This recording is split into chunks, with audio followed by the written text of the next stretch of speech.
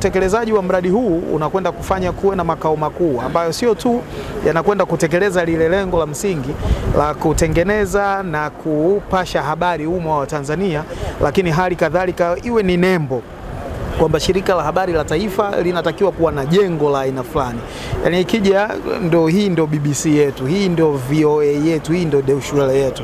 Lazima ionekane hivyo. Na hata ukiangalia katika ramani ya majengo haya makao makuu ya TBC kuna mpaka kumbukumbu za kiutamaduni. Kuna mnara wa mzee Morris Nyunyusa na ngoma zake 10. Yaani ni jengo moja zuri sana ambalo linabeba mambo mbalimbali ukiacha lile lengo la msingi la kupasha habari. Kwa hivyo kamati ya bunge imekuja na yenyewe imevutiwa sana na mradi huu, lakini na utekelezaji wake.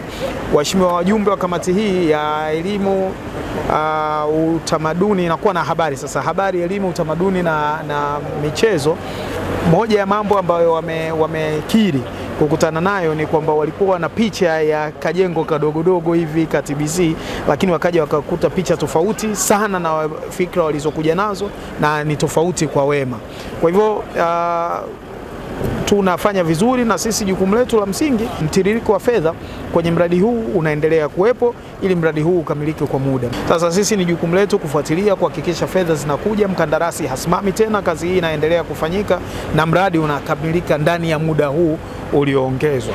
Na niseme tu kabisa kwamba mradi huu ukikamilika utakuwa ni mmoja wa miradi nembo kabisa na legacy ya Mheshimiwa Rais Daktari Samia Suluhu Hassan, kati ya mambo mazuri atakayokuwa ameyafanya kwa sekta ya habari.